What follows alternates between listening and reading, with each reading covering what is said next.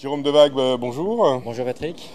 Siseta Medicali, au congrès CNT2U, c'est devenu une habitude. Avec une attelle qui connaît un véritable succès.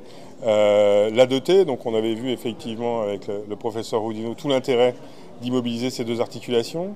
Tout à fait. Depuis, on est à la V2 de l'attelle. Oui, tout à fait. On a la Alors, quelles deuxième sont version. les modifications, les améliorations même, on peut dire? Alors, on a fait réellement des améliorations, que ce soit en termes de taillage. Avant, nous avions deux tailles, maintenant on est sur trois tailles. Déjà la première chose. Ensuite, on a modifié donc la matière première d'injection, puisqu'avant nous étions sur du polypropylène, maintenant nous sommes sur du polyamide. Le gros avantage du polyamide, c'est sa capacité en fait à se déformer, à s'adapter sur des faibles épaisseurs au niveau du pied, plus rapidement que l'ancienne. Autre point, c'est on améliore aussi la rigidité et la souplesse donc, du produit pour avoir une meilleure adaptation à toutes les morphologies. Et enfin, on est sur un produit beaucoup plus léger, mais aussi recyclable. Voilà. D'accord. Donc un produit qui en plus a été testé, a Alors, été comparé à nos habitudes, c'est-à-dire vraiment à ce que l'on faisait d'habitude, ces attelles à double coque. oui, elle a été comparée puisque nous avons été publiés au sein du journal de traumatologie du sport. Et dans cette étude, on a comparé l'efficacité donc, de l'attelle A2T versus une attelle double coque que l'on connaît depuis très longtemps. Les résultats ont été très intéressants puisqu'on a déjà démontré au départ qu'il y avait un taux de récidive assez important puisqu'il y avait 30% des patients qui avaient un taux de récidive. Ensuite, on s'est rendu compte qu'il y avait un gros problème d'observance puisque 86% des patients arrêtaient le port de la double coque à partir du 7e jour. Donc c'est quand même assez important.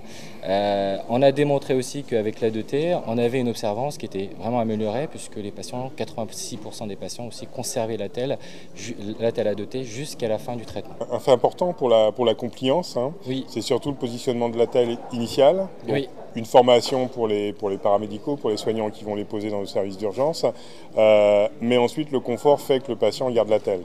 Il y a le confort, mais après, c'est quand on voit les raisons de non-port de l'attelle. La première raison, c'est oui, le confort, et après deux, le chaussage. Si les patients ne peuvent pas porter l'attelle dans la paire de chaussures pour reprendre l'activité professionnelle, ils la laissent tomber. Donc, on a fait en sorte vraiment avec la 2T qu'elle puisse rentrer dans une paire de chaussures de ville. Et autre point, c'est comme elle stabilise correctement et qu'elle vient traiter aussi donc, les combinaisons d'atteinte latérale, mais aussi du médio-pied, on a réussi à gagner 2 jours sur la reprise de l'appui sans douleur. Donc ça permet aussi de diminuer le temps d'arrêt de travail. D'accord. On peut envisager du coup une kinésithérapie certainement un petit peu plus précoce. Plus précoce, mais c'est surtout que comme on laisse libre la dorsiflexion, le patient peut refaire sa dorsiflexion à partir du 3e jour, donc ça évite d'avoir un enraidissement de la talus crurale, et donc à ce moment-là, donc, une rééducation plus précoce pour lui, mais aussi en rééducation par la suite. Parfait. Donc manifestement un produit aisé à avoir dans sa pharmacie au service des urgences.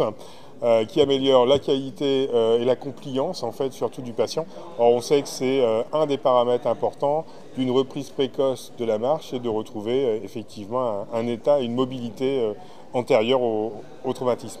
Jérôme Devague, merci, bonne fin de congrès, Merci, à bientôt. à bientôt.